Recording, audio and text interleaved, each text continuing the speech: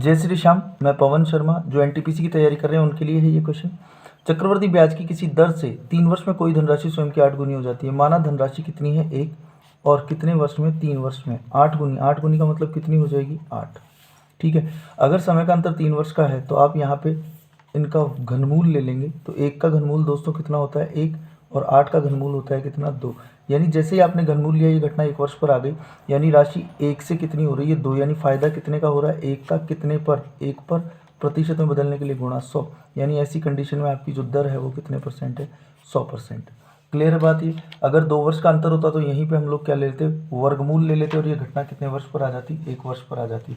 इसी तरह second question है आपका कि साधारण ब्याज की किसी दर से 3.5 वर्ष में कोई धनराशि स्वयं की 8 गुनी हो जाती है।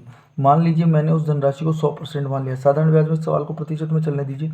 100% मान लिया और 3.5 वर्ष में राशि कितनी हो रही है 8 गुनी, यानी कितनी हो जाएगी 800%।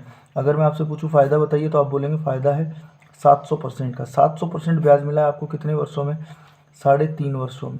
3.5 वर्ष में तो 3.5 वर्ष से डिवाइड कर देंगे, पॉइंट हटाइए, एक जीरो लगाइए, 35 दूनी कितने होते हैं 70।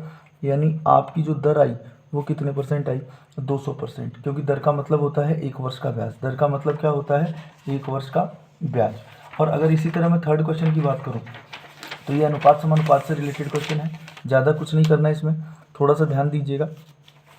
अगर मैं आपसे बोलूं कि 4, 8, 12, 22 4, 8, 12, 22 के प्रत्येक पद में कौन सी संख्या जोड़ी जाए कि ये समानुपाती हो जाए, तो आराम से देखिए करना क्या है, इनका डिफरेंस ले लीजिए 4, इनका डिफरेंस कितने का है 10 का। फिर इनका रेशियो ले लीजिए, तो इनका रेशियो आ गया 2, 5।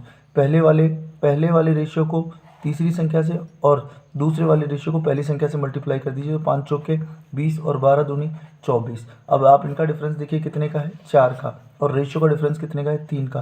तो इसका मतलब वो संख्या कौन सी होगी 4/3। 4/3 इनमें अगर जोड़ दी जाए, क्या कर दी जाए जोड़ दी जाए, तो ये संख्याएं क्या हो जाएंगी समानुपाती। उम्मीद करता हूँ बात समझ में आई होगी। तीनों क्वेश्चन अपने आप में स्पेशल हैं। जय हिंद, जय भारत।